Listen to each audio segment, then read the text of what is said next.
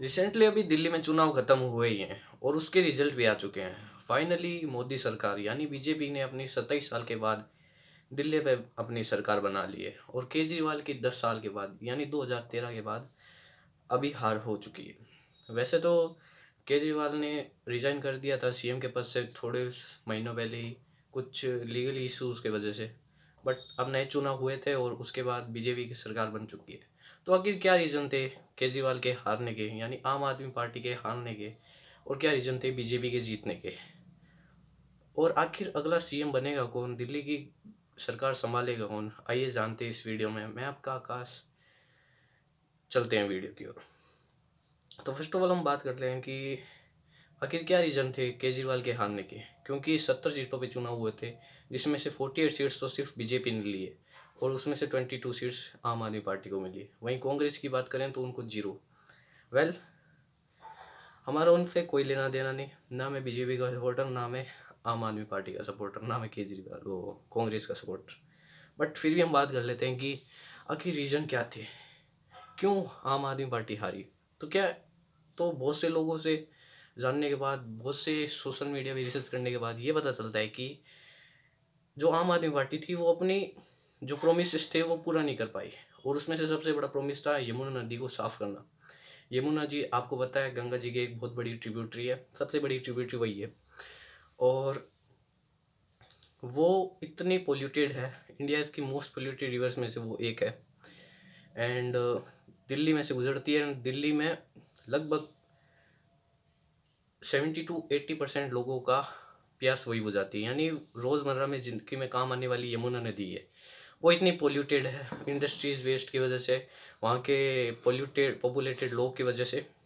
But जब केजरीवाल की सरकार बनी थी यानी कि 2013 में भी, फिर 2019 में भी, तो सब ने वादे किए थे कि हम यमुना नदी को साफ कराएंगे। बट यमुना नदी आज भी उतनी पोल्यूटेड है। आपने यूट्यूब पे बहुत सी वीडियोस देख ली होंगी।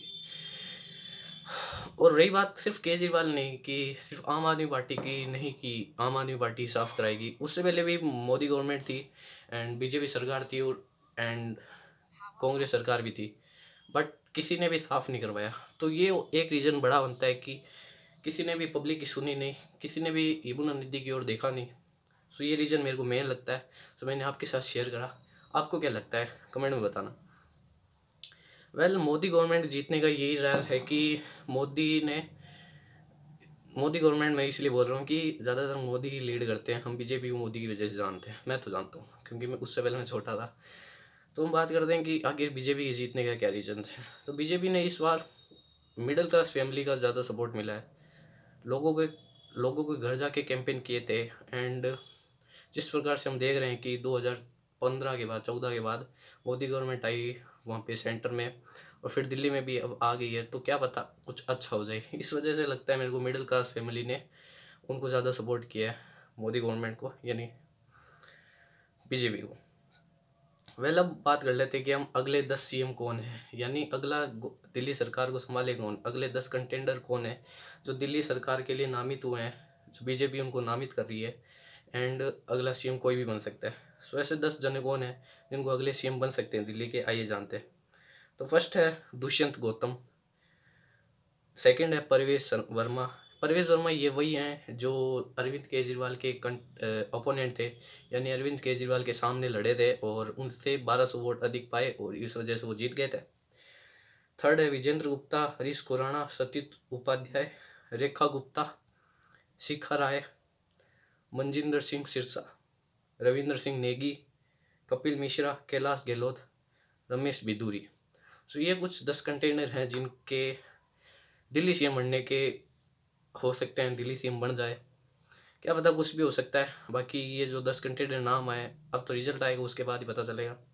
वेल, मेरे को लग रहा है कि परवेश वर्मा ही बनेंगे क्योंकि उन्होंने केजरीवाल को हरा दिया था।